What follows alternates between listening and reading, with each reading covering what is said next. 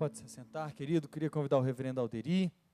Uma grande alegria para nós, como juventude da Igreja Presbiteriana de Brasília, podermos receber o reverendo Alderi Souza, com Z, de Matos, aqui entre nós, nessa nossa conferência em reforma. Todo ano nós fazemos o Em Reforma, e esse ano em especial, celebrando os 500 anos da Reforma, estamos aqui com o historiador oficial da Igreja Presbiteriana do Brasil. Olha que título, que coisa, no final das contas, só uma coisa interessa. Reverendo Alderi é um homem de Deus. E está aqui para compartilhar conosco a palavra do Senhor, eu tenho certeza que será bênção para as nossas vidas. Obrigado, reverendo, por aceitar o convite, por estar aqui conosco. Vamos orar mais uma vez, queridos? Feche seus olhos, vamos abençoar a vida do reverendo Alderi. Pai, obrigado, Senhor, por essa noite, pelas nossas vidas, ó Pai, pelo chamado do Senhor nas nossas vidas e pela pureza, pelo poder, pela majestade da Tua palavra, ó Deus, que nesse momento há de ser transmitida aos nossos corações.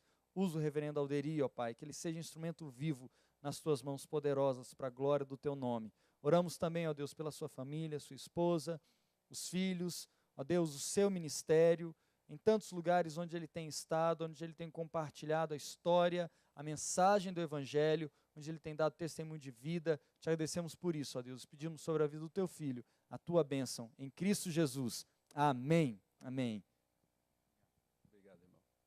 Boa noite, irmãos. É uma alegria estar de volta à Igreja de Brasília, porque eu estive aqui nos últimos dias de abril, não sei se vocês lembram, né? Aliás, um fato inédito, viu, reverendo Reiner? É a primeira vez, em todos esses anos em que eu tenho falado nas igrejas, em que uma igreja me convida para vir 2 vezes, assim, com poucos meses de diferença, né? Então, vocês ocupam um lugar especial na minha biografia de vida, né? Na minha história, pelo fato de ministério, né? Pelo fato de terem me dado a oportunidade de estar aqui 2 vezes em tão poucos meses. Então, é uma alegria poder estar com vocês novamente para celebrar as mesmas coisas que nós já celebramos da outra vez, né? Ou seja, os 50 anos da Igreja de Brasília e também os 500 anos da Reforma do século XVI. Eu tenho viajado muito este ano, muito mais do que a minha família gostaria que eu viajasse, né? Em função dos 500 anos. Eu estava dizendo ao pastor Reiner que, recentemente, em 3 semanas, eu estive falando em 5 estados, né?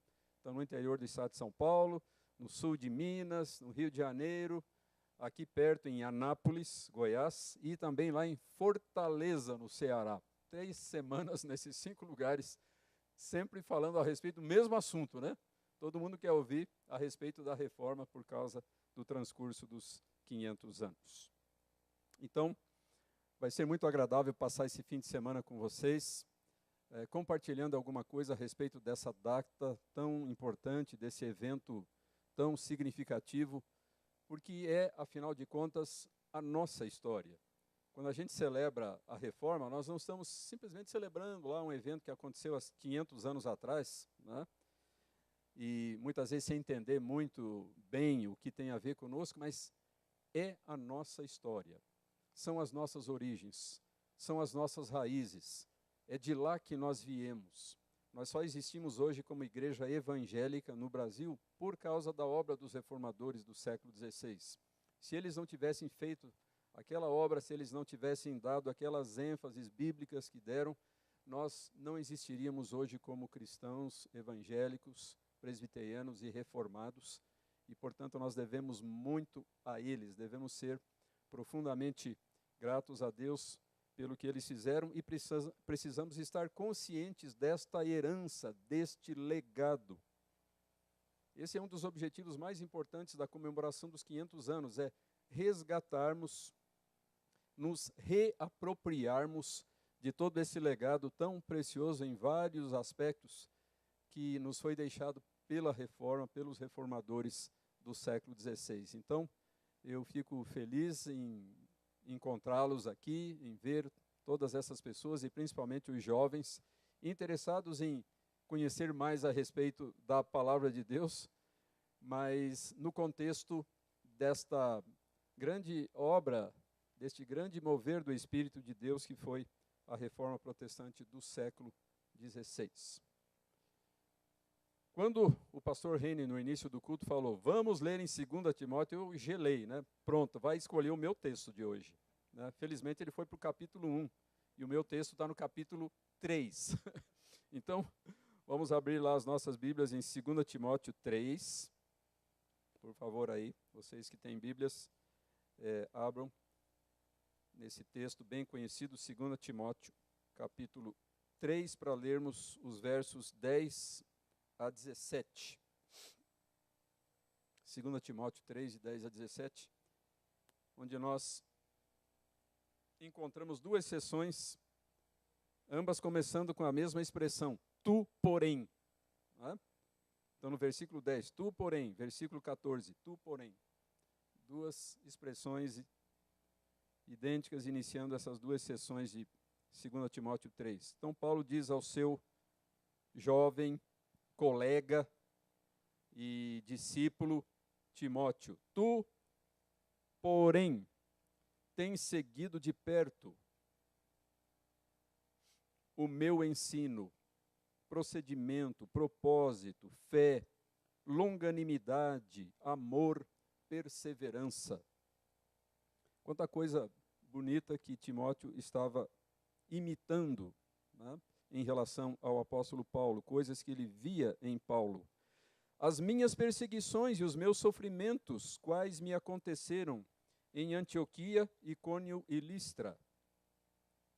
Que variadas perseguições tenho suportado. De todas, entretanto, me livrou o Senhor. Ora, todos quantos querem viver piedosamente em Cristo Jesus serão perseguidos. Mas os homens perversos e impostores irão de mal a pior, enganando e sendo enganados. Tu, porém, então, pela segunda vez, permanece naquilo que aprendeste e de que foste inteirado, sabendo de quem o aprendeste. E que desde a infância sabes as sagradas letras que podem tornar-te sábio para a salvação pela fé em Cristo Jesus. Toda a Escritura é inspirada por Deus e útil para o ensino, para a repreensão, para a correção, para a educação na justiça, a fim de que o homem de Deus, a mulher de Deus, a pessoa que pertence a Deus, seja perfeito e perfeitamente habilitado para toda boa obra. Amém? Até aqui a leitura da palavra de Deus. Irmãos, a mola propulsora da Reforma Protestante foi a redescoberta da Bíblia.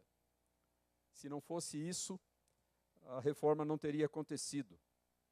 E com essa descoberta, veio o desejo de fazer da palavra de Deus escrita o centro do esforço de renovação e restauração da vida e da igreja cristã, que foi a Reforma do século XVI.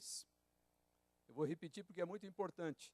Um grande esforço de renovação e restauração da vida e da igreja cristã, que foi a grande marca, que foi a grande preocupação da Reforma do século XVI. A autoridade da Escritura e a submissão a ela seriam características essenciais do novo movimento. Então, a gente observa, olhando para a história da Reforma, a centralidade da Escritura, da Palavra de Deus, como a inspiração central para esse poderoso movimento de avivamento, de renovação, de restauração da igreja, que foi a Reforma do século XVI. Um momento muito importante da história de Lutero aconteceu no ano de 1521, ou seja, 4 anos mais ou menos depois do início da Reforma, lá com as famosas 95 teses. 1521.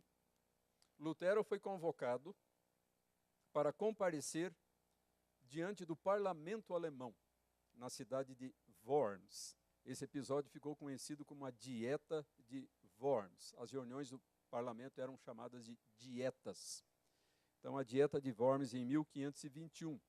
Agora, quem que estava presente ali na Dieta de Worms? O imperador Carlos V, ainda bem jovem, recentemente eleito, há 2 anos apenas, imperador do Sacro Império Romano Germânico. Carlos V, que era também o soberano da Espanha, dos Países Baixos, de muitas regiões da Europa. Também estavam presentes os príncipes alemães, a nobreza alemã, estava presente ali naquela reunião do parlamento.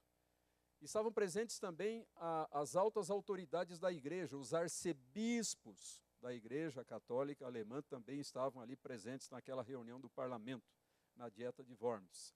E Lutero sozinho, sem a companhia de nenhum correligionário, de nenhum simpatizante seu,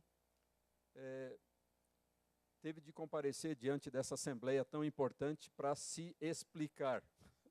Ele foi convocado para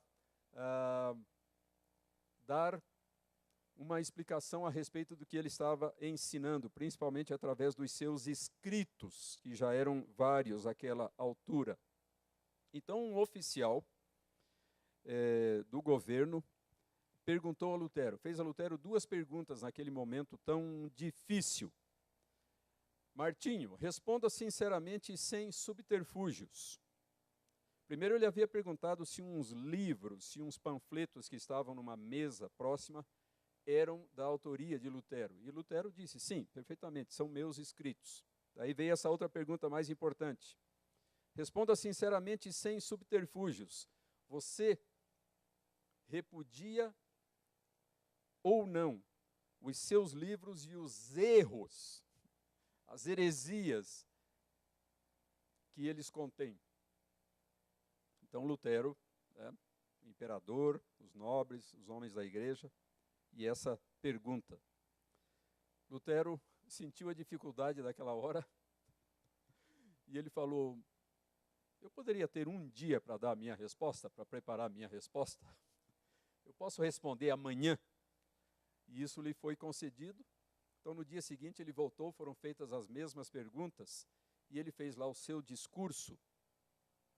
E as palavras de conclusão desse discurso de Lutero diante da dieta do parlamento reunido em Worms foram mais ou menos as seguintes: a menos que eu seja convencido pelas escrituras e pela razão simples, não aceito a autoridade de papas e de concílios, pois eles têm caído em contradição. A minha consciência está cativa da palavra de Deus. Não posso e não irei me retratar de nada, pois não é certo nem seguro ir contra a consciência. Que Deus me ajude. Amém. Não sei se os irmãos perceberam, mas ele fez nestas suas afirmações 2 referências muito importantes à Escritura, à palavra de Deus.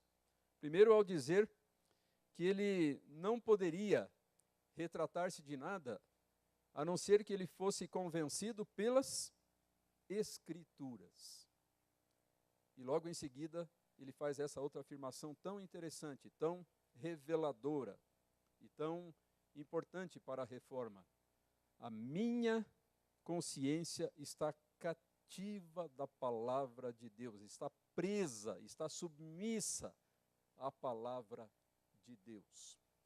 Então, por essas afirmações, nós já podemos perceber a tremenda importância, o lugar de preeminência, de centralidade, de prioridade que a Escritura veio a ocupar, não só na vida e na experiência de Lutero, no seu trabalho como reformador, mas na reforma de um modo geral. Essa ênfase na autoridade suprema da Escritura em matéria de fé e de vida passou a ser o princípio central da reforma, muitas vezes expresso em latim, sola scriptura, ou seja, somente a Escritura. Evidentemente, isso não significa, ao dizermos, ao afirmarmos a importância central desse princípio, não significa que os outros princípios da reforma não fossem importantes. Quais os outros princípios da reforma? Quais os outros solas, somentes? da reforma. Então, somente a graça, somente Cristo, somente a fé e somente a Deus toda a glória. Claro que esses outros princípios são importantíssimos, porém, eles não poderiam ser afirmados se não fossem as declarações da Escritura. Somente mediante um apelo à Escritura, somente mediante a aceitação da autoridade da Escritura é que nós podemos afirmar todos esses outros princípios. Por isso, insistirmos na questão da prioridade do sola Escritura, dessa afirmação fundamental da supremacia, da autoridade suprema das Escrituras para a fé e a vida cristã.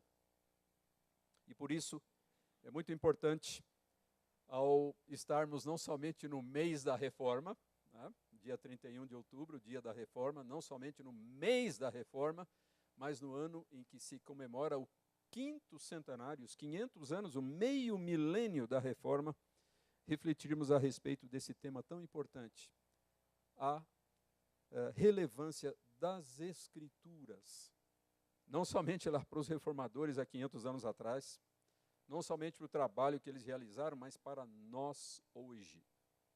A importância de voltarmos a esse princípio, de nos reapropriarmos desse princípio, de novamente declararmos a importância desse princípio 500 anos depois como algo crucial, como algo fundamental para a vida e para o testemunho da igreja nos dias em que nós vivemos. E vamos então fazer isso com o auxílio dessa passagem tão conhecida de 2 Timóteo, na qual Paulo exorta o seu jovem colega a ser firme na fé. Essa é a preocupação principal de Paulo nessa passagem.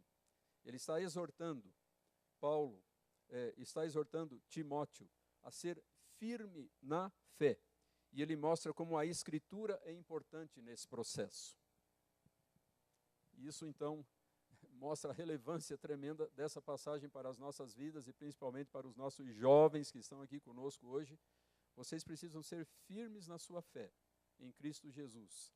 E sem a Escritura, isso simplesmente não será possível. Um dos recursos principais que Deus lhes proporciona para que se mantenham firmes na fé em Cristo Jesus é a sua palavra. A primeira coisa que nós vemos aqui, meus irmãos, nessas palavras de Paulo a Timóteo, é a importância da necessidade de permanecer. Diz Paulo no verso 14, tu, porém, permanece naquilo que aprendeste e de que foste inteirado, sabendo de quem o aprendeste. O apóstolo, nessa passagem, nesse capítulo, está contrastando a atitude que Timóteo devia ter em sua vida cristã com aquela revelada por muitos contemporâneos seus, alguns dos quais aparentemente tinham sido cristãos. Existe uma lista muito desagradável, muito triste no início desse terceiro capítulo de 2 Timóteo.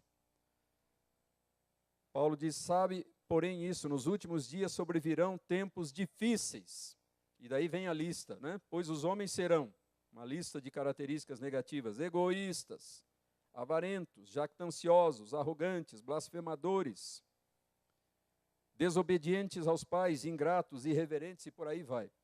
Mas são interessantes algumas dessas características que Paulo aponta aqui e que falam de indivíduos que tinham alguma ligação com a fé cristã, que talvez já tivessem pertencido à igreja, mas que agora tinham se afastado da fé.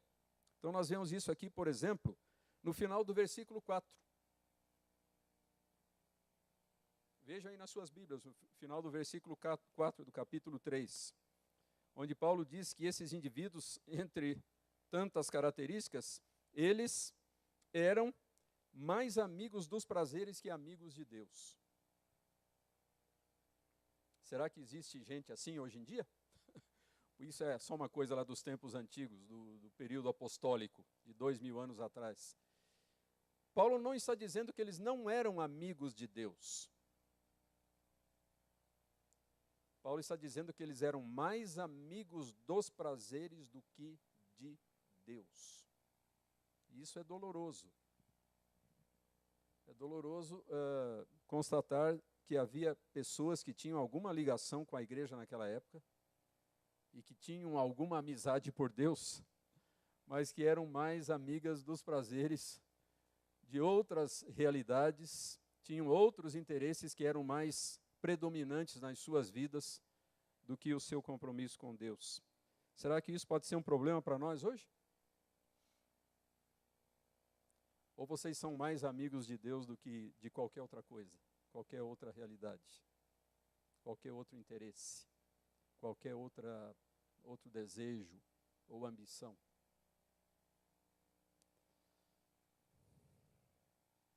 Veja o que diz o versículo 8 na sua parte final. Paulo, referindo-se a esses indivíduos aos quais ele aplica esses termos tão desagradáveis ao longo aí de vários versículos, no final do versículo 8 ele diz: são homens de todo corrompidos na mente, réprobos quanto à fé. Ou seja, eram homens que tinham alguma fé. Não eram indivíduos totalmente incrédulos, alheios à fé, mas eles eram réprobos, ou seja, reprováveis em relação à sua fé. A sua fé não era pura, não era autêntica, não era genuína, não era incondicional, era uma fé misturada com coisa que não presta. Eram réprobos quanto à fé. Será que existe isso hoje? Será que nós estamos livres desse tipo de tentação e desse tipo de perigo nas nossas vidas espirituais hoje? Como é a nossa fé? Então o apóstolo Paulo está querendo contrastar esses indivíduos com Timóteo, ou contrastar Timóteo com esses indivíduos. Por isso aquele porém que ele utiliza duas vezes. Tu, porém, tu em contraste com essas pessoas, com esses indivíduos, estás agindo ou deves agir de uma maneira diferente. Ao contrário deles, Paulo exorta Timóteo a ter convicção e perseverança, porque era exatamente o que aquelas pessoas não tinham, nem convicção, nem perseverança. Continua no que aprendeste, creste firmemente, diz uma outra tradução. Ainda uma outra, permaneça nas coisas que aprendeu e das quais tem convicção. E o contexto nos mostra que o apóstolo tinha em mente a palavra de Deus, o evangelho. Em que Timóteo devia permanecer? A que ele devia se apegar firmemente? A palavra de Deus, ao evangelho de Cristo, que Timóteo tinha ouvido, em primeiro lugar, da sua mãe Eunice, que é mencionada lá no início da carta, da sua avó Lóide, e evidentemente também do próprio apóstolo Paulo. Segundo o princípio de sola escritura, meus irmãos, permanecer na palavra significa rejeitar tudo aquilo que relativiza ou que distorce a palavra de Deus. Nos tempos bíblicos, por exemplo, as tradições judaicas. Nós vemos Jesus várias vezes nos evangelhos, censurando os líderes judeus porque eles permitiam que as suas tradições religiosas, as suas tradições humanas se sobrepusessem à Escritura, fossem mais importantes do que a palavra de Deus. Na época da Reforma, eram as tradições e os dogmas eclesiásticos que desempenhavam esse papel de relativizar e distorcer a Escritura. E hoje, no início do século XXI, tanta coisa, a crença em revelações diretas, a experiência pessoal, aquelas pessoas que fazem do principal critério para a sua vida cristã, não o que a Bíblia diz, mas as suas experiências. As suas experiências subjetivas, pessoais, se tornam mais importantes que a palavra de Deus, que a Escritura.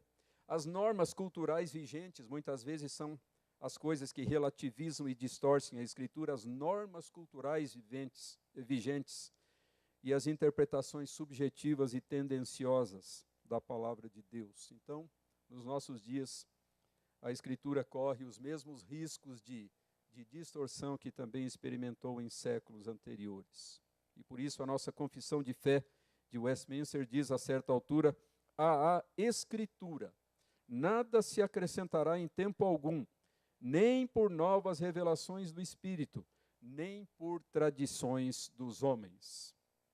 Jesus disse aos fariseus e escribas que eles ensinavam doutrinas que são preceitos de homens, palavras literais de Jesus, e que eles negligenciavam os mandamentos de Deus, palavras de Jesus, e que eles invalidavam a palavra de Deus pela sua própria tradição. Estou citando aqui palavras literais de Jesus. E Paulo censura em diferentes passagens aqueles que mercadejavam e adulteravam a palavra de Deus. Então, Paulo deseja que Timóteo não haja dessa maneira. E ele certamente gostaria que nós não nos comportemos dessa maneira. Antes devemos apegar-nos à Escritura, crer firmemente nos seus ensinos e perseverar neles. Então, essa é uma das ênfases mais importantes dessa passagem que estamos estudando nesta noite.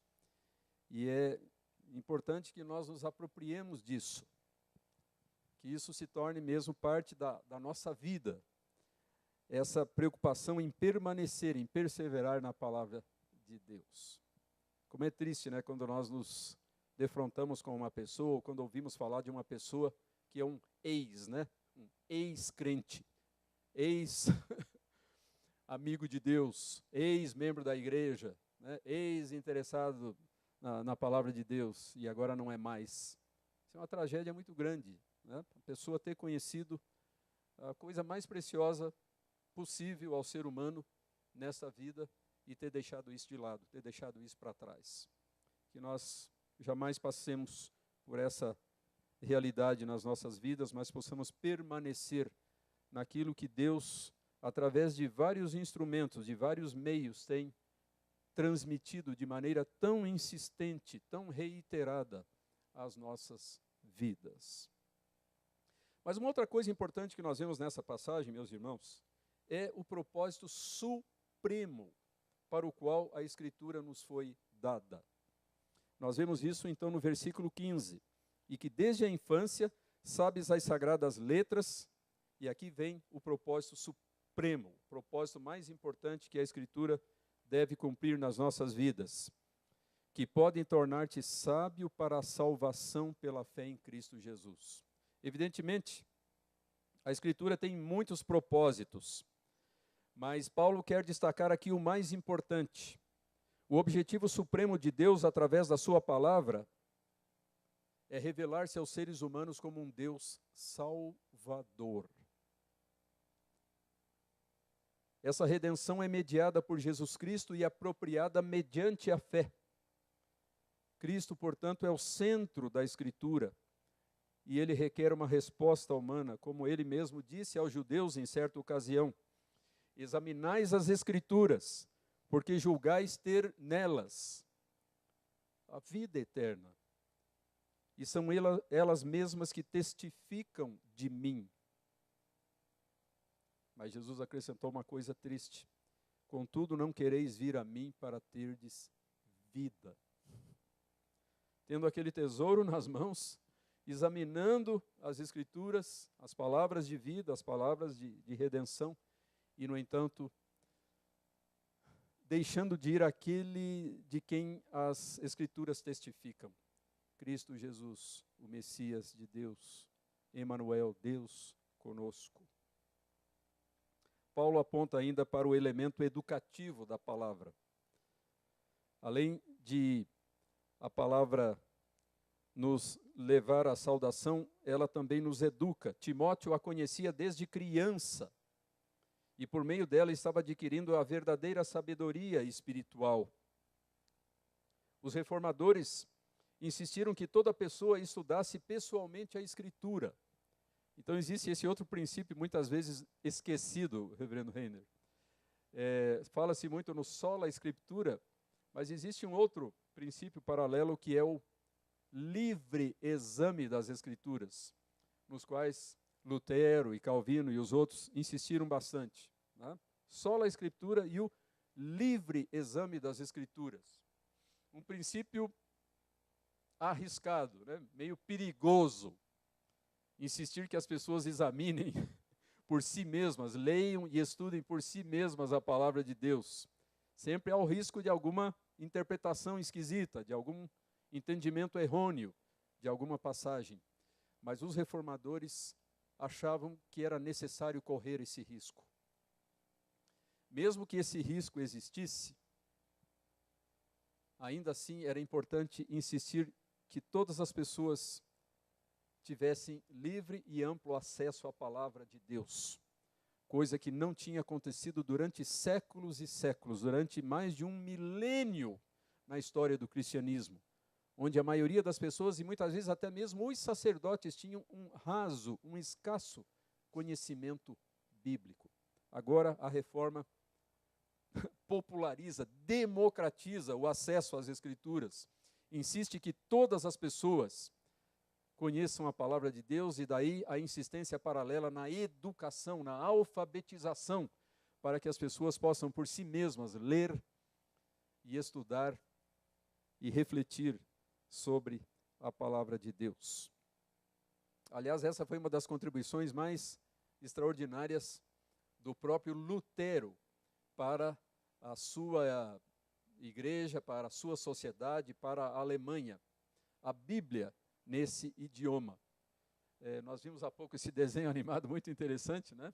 E aquela altura em que Lutero é resgatado lá por alguns soldados, depois de ter sido condenado pela Dieta de Worms como herege. Então foi feito lá um decreto de condenação de Lutero, o Edito de Worms, assinado pelo imperador Carlos V. A partir daquele momento, Lutero poderia ser morto a qualquer momento. Um indivíduo herético era um indivíduo praticamente com uma sentença de morte. Então, providencialmente, o príncipe lá da região de Lutero, Frederico, o Sábio, mandou uns soldados que sequestraram Lutero para salvar, para proteger a sua vida. E ele foi então para aquele castelo lá no meio da floresta, o castelo de Wartburg, onde ficou ali uns 8, 10 meses, totalmente incógnito, ninguém sabia do seu paradeiro. E ali então, no silêncio e no isolamento daquele castelo, onde ele ficou conhecido, e isso foi mostrado aí no desenho animado, né, como Cavaleiro Jorge, até um nome falso foi dado a ele para preservar a sua identidade. Ele se dedicou ali, em algumas poucas semanas, a fazer uma coisa extraordinária. Não foi meses, não, foi semanas mesmo. Ele trabalhava o dia todo naquilo, e em algumas semanas ele traduziu todo o Novo Testamento do grego para o alemão. Foi um feito extraordinário. E ele utilizou, inclusive, uma edição do Novo Testamento grego que tinha sido publicada alguns poucos anos antes por um famoso intelectual lá da época do Renascimento, que foi o holandês Erasmo de Roterdã. Então, Erasmo publicou pela primeira vez na história o Novo Testamento impresso. Até então, sempre o Novo Testamento era escrito à mão, né? Como qualquer outro livro, sempre manuscrito. A primeira vez em que o Novo Testamento grego foi impresso tipograficamente. Então, nessa edição de Erasmo de Roterdã, de 1516, um ano antes da Reforma. E junto ao grego, uma tradução latina que ele fez. Então, Lutero utilizou esse material para traduzir o Novo Testamento para o alemão. Alguns anos depois, voltando a Wittenberg, traduziu também o Antigo Testamento e, finalmente, em 1534, foi publicada a Bíblia alemã. Nós estamos tendo uma exposição de documentos históricos da Reforma lá em São Paulo, que esteve aqui em Brasília por 2 meses recentemente, e um dos documentos que estão nessa exposição é um exemplar original, não cópia, exemplar original da Bíblia alemã de 1534.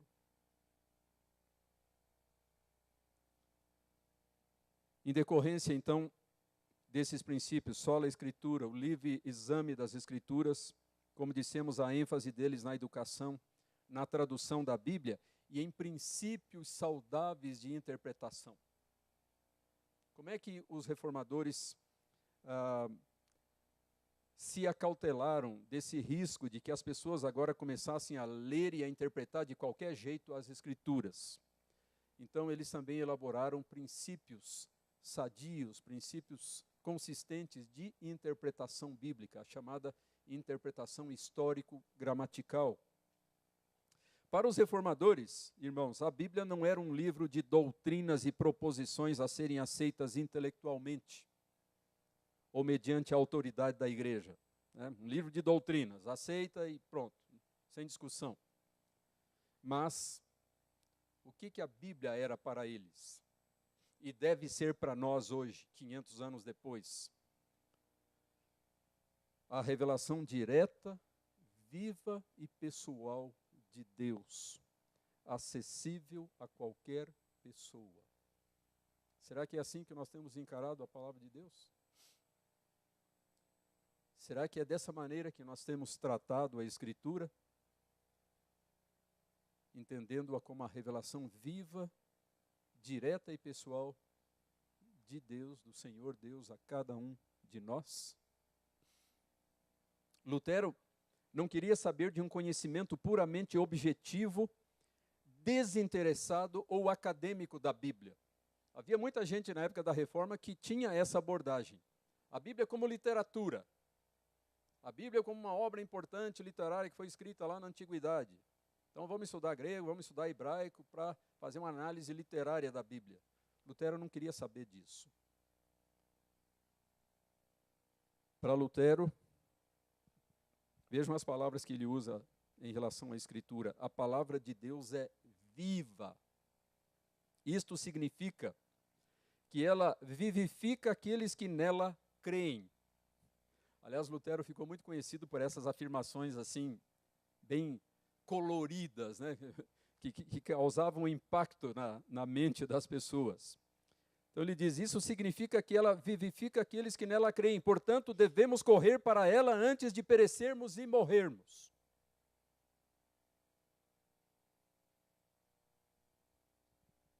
A palavra de Deus é viva, portanto devemos correr para ela antes que a gente morra. Vejo mais duas afirmações interessantes de Lutero sobre a Bíblia. A Bíblia é viva, ela fala comigo, ela tem pés, ela corre atrás de mim, ela tem mãos, ela me agarra. Lutero gostava de usar esse tipo de linguagem para mostrar o aspecto tremendamente concreto e contundente e poderoso e transformador e vivificante que a Bíblia representava para ele, para a sua vida, para a sua fé.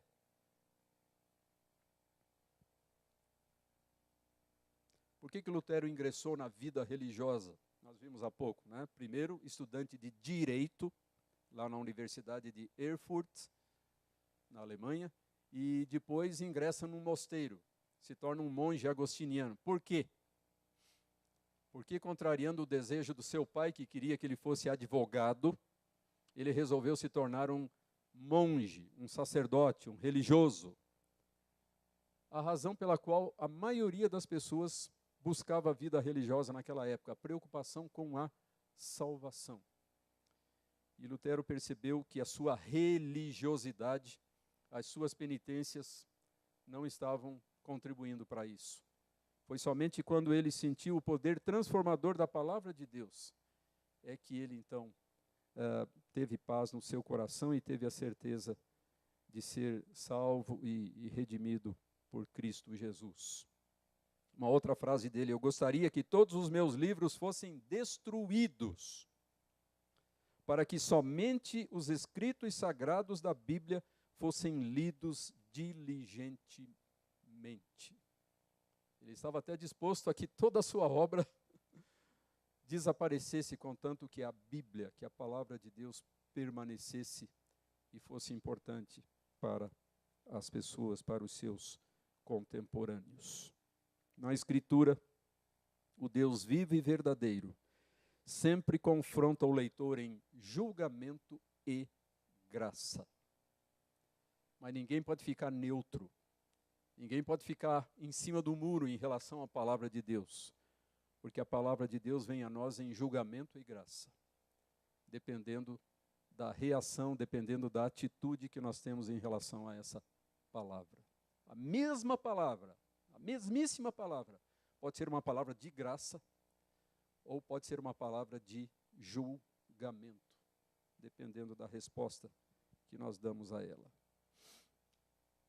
Irmãos, Paulo conclui a sua exortação a Timóteo, afirmando a inspiração da Escritura e a sua consequente aptidão para moldar e treinar os filhos de Deus para a vida e o serviço cristão. Porque a Escritura é assoprada por Deus, inspirada por Deus, que é o sentido do original.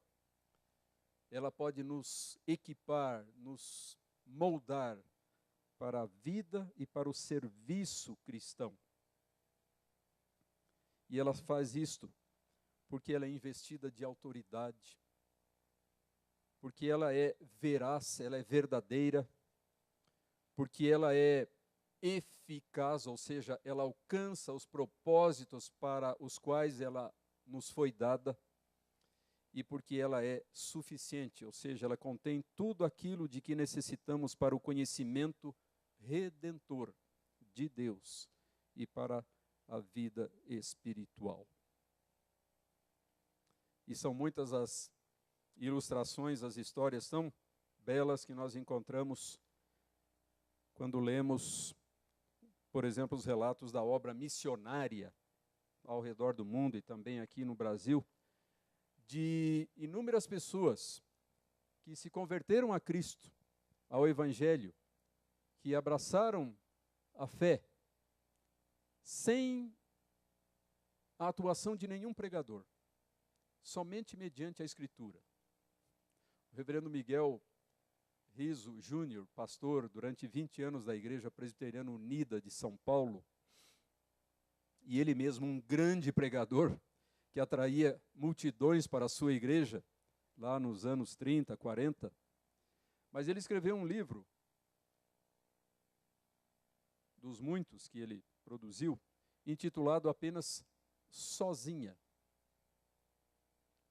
O título do livro do reverendo Miguel Riso, Sozinha. Dando casos e mais casos, exemplos e mais exemplos de pessoas que se converteram apenas por meio da leitura da Escritura. A Escritura sozinha, sem qualquer pregador, realizou essa obra nas vidas e nos corações. Por quê? Porque ela é a poderosa, é a eficaz, é a transformadora palavra de Deus. E são tão belas, então, as afirmações que Paulo faz a Timóteo aqui. Toda a Escritura é inspirada por Deus e útil. Veja quanta coisa importante ela quer fazer em nós, para o ensino, a repreensão, a correção, a educação na justiça. E para quê? Qual é o objetivo final de tudo isso? Para que a pessoa que pertence a Deus, o homem, a mulher, o jovem de Deus, seja perfeito e perfeitamente habilitado para toda boa obra. Então, o objetivo da Escritura não é que nós a leiamos e meditemos nela egocentricamente, fiquemos ali nos deliciando com a Escritura para nós mesmos e fim da história, mas alimentados por ela, inspirados, impulsionados por ela, nós possamos realizar a obra de Deus.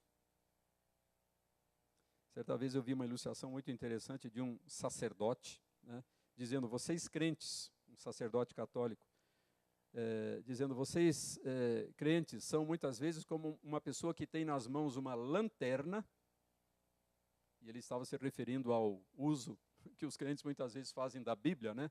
Vocês têm como uma pessoa que tem nas mãos uma lanterna, mas ficam olhando para a luz da lanterna, em vez de usar a luz da lanterna para mostrar o caminho. Voltam a lanterna para o seu próprio rosto, em vez de utilizar a lanterna para iluminar o caminho. Ou seja, vocês ficam estudando muito a Bíblia, mas muitas vezes falta o elemento prático, a aplicação dos ensinos da Bíblia à vida e ao serviço cristão. Queridos irmãos, concluindo a nossa reflexão dessa noite, aceitar o princípio de sola escritura é um ponto de partida importante, mas não suficiente. Também é preciso crer na Escritura, estudá-la e praticar os seus ensinos. Na linguagem joanina, na linguagem do apóstolo João, permanecer na palavra,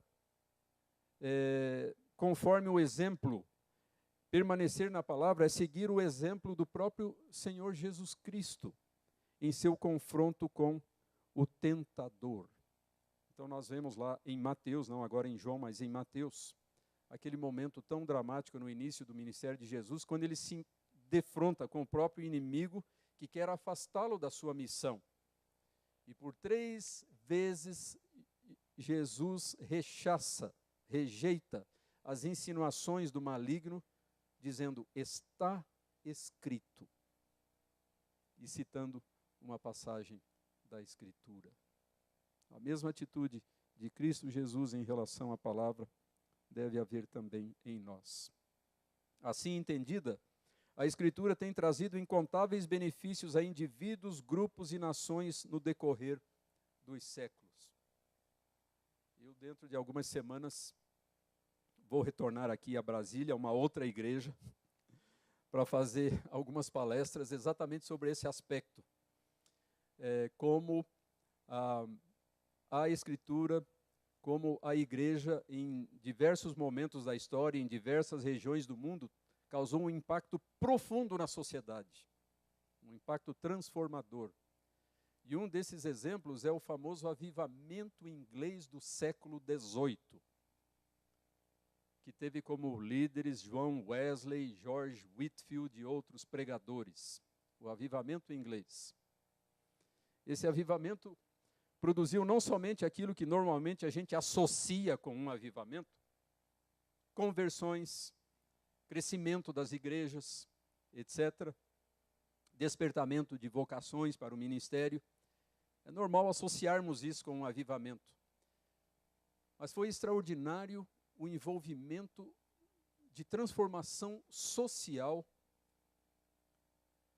produzido pelo avivamento evangélico inglês lá na Inglaterra. Homens e mulheres inspirados por esse avivamento saíram defendendo uma série de causas extremamente valiosas para aquele país.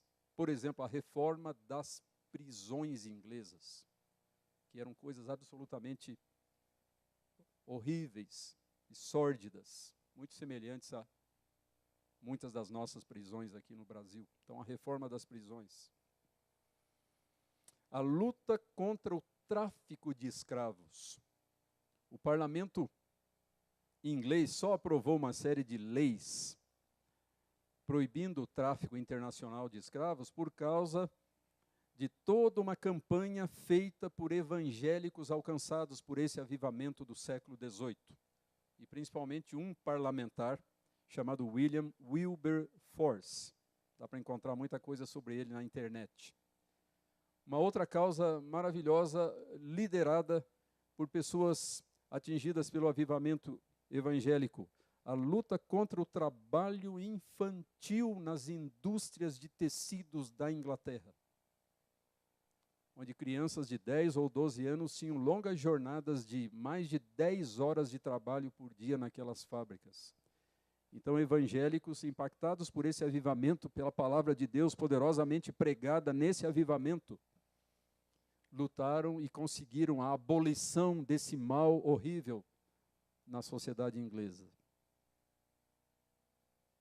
E nós temos tanta coisa, tantos desafios na nossa própria sociedade brasileira deste início do século XXI, e precisamos da inspiração, precisamos do incentivo, e precisamos do ensino e da atuação poderosa da Escritura por meio da ação do Espírito Santo nas nossas vidas, para que sejamos nós também, na nossa própria geração, elementos de transformação, de revitalização da igreja e da sociedade em que vivemos. Queridos irmãos, que Deus nos ajude a honrar o legado dos reformadores. Honrar o seu legado, tendo reverência pela sua palavra, interpretando-a corretamente, compartilhando-a com outros e pautando nossas vidas de acordo com os seus preceitos. Que o Senhor Deus nos abençoe. Amém.